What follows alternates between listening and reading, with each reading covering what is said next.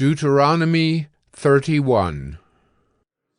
So Moses continued to speak these words to all Israel, and he said to them, I am 120 years old today. I am no longer able to go out and come in. The Lord has said to me, You shall not go over this Jordan. The Lord your God himself will go over before you. He will destroy these nations before you, so that you shall dispossess them. And Joshua will go over at your head, as the Lord has spoken. And the Lord will do to them as he did to Sihon and Og, the kings of the Amorites, and to their land when he destroyed them. And the Lord will give them over to you, and you shall do to them according to the whole commandment that I have commanded you. Be strong and courageous. Do not fear or be in dread of them, for it is the Lord your God who goes with you. He will not leave you or forsake you. Then Moses summoned Joshua and said to him in the sight of all Israel, Be strong and courageous, for you shall go with this people into the land that the Lord has sworn to their fathers to give them, and you shall put them in possession of it. It is the Lord who goes before you. He will be with you. He will not leave you or forsake you. Do not fear or be dismayed. Then Moses wrote this law and gave it to the priests, the sons of Levi, who carried the ark of the covenant of the Lord, and to all the elders of Israel. And Moses commanded them, At the end of every 7 years, at the set time in the year of release, at the Feast of Booths, when all Israel comes to appear before the Lord your God at the place that he will choose, you shall read this law before all Israel in their hearing. Assemble the people, men, women, and little ones, and the sojourner within your towns, that they may hear and learn to fear the Lord your God, and be careful to do all the words of this law, and that their children who have not known it may hear and learn to fear the Lord your God, as long as you live in the land that you are going over the Jordan to possess. And the Lord said to Moses, Behold, the days approach when you must die. Call Joshua and present yourselves in the tent of meeting, that I may commission him. And Moses and Joshua went and presented themselves in the tent of meeting. And the Lord appeared in the tent in a pillar of cloud. And the pillar of cloud stood over the entrance of the tent. And the Lord said to Moses, Behold, you are about to lie down with your fathers. Then this people will rise and whore after the foreign gods among them, in the land that they are entering. And they will forsake me and break my covenant that I have made with them. Then my anger will be kindled against them in that day, and I will forsake them and hide my face from them, and they will be devoured. And many evils and troubles will come upon them, so that they will say in that day, Have not these evils come upon us because our God is not among us?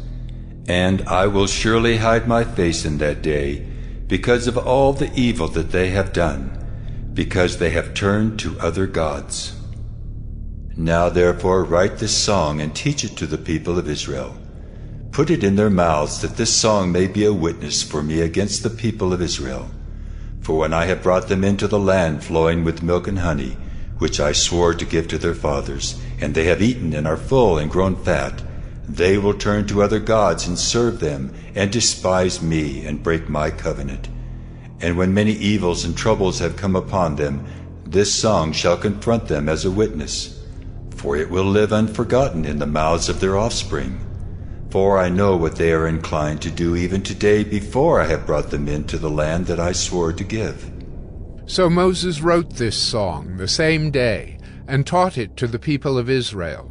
And the Lord commissioned Joshua the son of Nun, and said, Be strong and courageous, for you shall bring the people of Israel into the land that I swore to give them. I will be with you.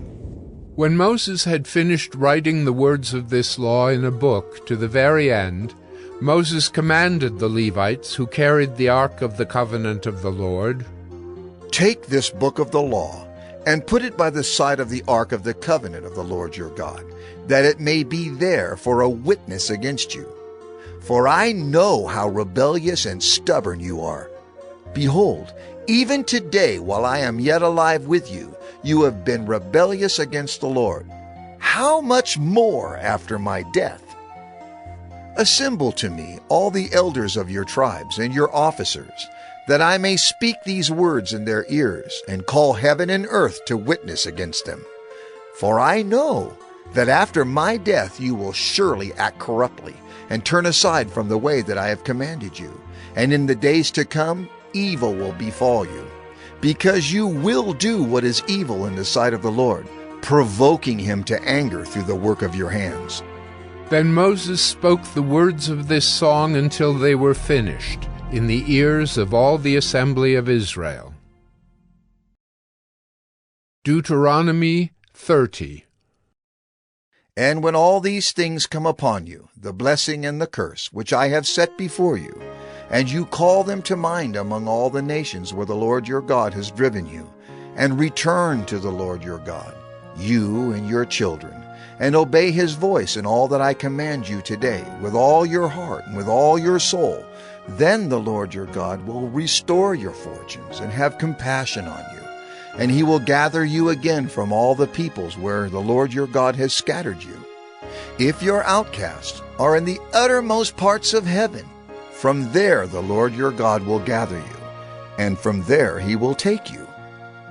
And the Lord your God will bring you into the land that your fathers possessed, that you may possess it, and he will make you more prosperous and numerous than your fathers.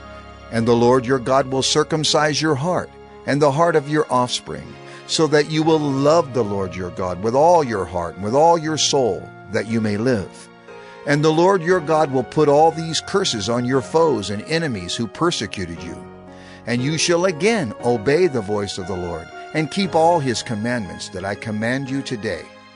The Lord your God will make you abundantly prosperous in all the work of your hand, in the fruit of your womb, and in the fruit of your cattle, and in the fruit of your ground. For the Lord will again take delight in prospering you, as he took delight in your fathers, when you obey the voice of the Lord your God, to keep his commandments and his statutes that are written in this book of the law. When you turn to the Lord your God with all your heart and with all your soul. For this commandment that I command you today is not too hard for you, neither is it far off. It is not in heaven that you should say, Who will ascend to heaven for us and bring it to us, that we may hear it and do it?